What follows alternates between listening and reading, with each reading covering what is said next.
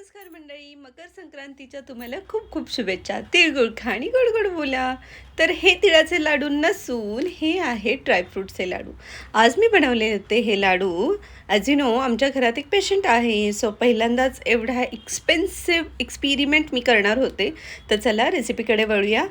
एक कढई घेतली, त्याच्यामध्ये मी घरी बनवलेलं तूप गरम करून घेतलं आणि त्यामध्ये बदाम, काजू, अक्रोड, पिस्ते, मनुके आणि हे मिक्स नट ज्याच्यामध्ये भोपळ्याच्या बिया आणि क्रॅनबेरी आहेत, हे सगळं छान रोस्ट करून घ्यायचं आहे. तुम्हाला छान हे परतवून घ्यायचं आहे आणि त्याच्यानंतर खजूर घ्यायचे आहे, ज्याच्या बिया आपल्याला वेगळ्या करायच्या आहेत आणि हे पुन्हा एकदा पॅनमध्ये तूप गरम करून त्याच्यामध्ये छान मिक्स करून घ्यायचं आहे, रोस्ट करून घ्यायचं आहे. आणि टेक्स्चरसाठी मी इथे खसखस वापरलेली आहे.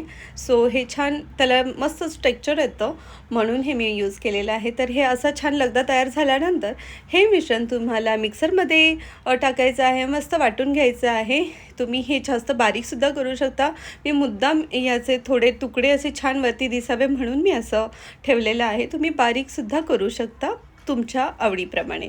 तर तुम्ही बघू शकता. नंतर लाडू वळायला घ्यायचे आहेत आणि लाडू हे असे मी वळालेत. चला बघूया रिव्ह्यूसाठी घेऊन गेली मी श्रीकडे आणि त्याला हे लाडू खूप खूप खूप आवडले. तर अशी झाली आमची मकर संक्रांत, तिळाचे नाहीत पण ड्रायफ्रूटचे लाडू बनवून.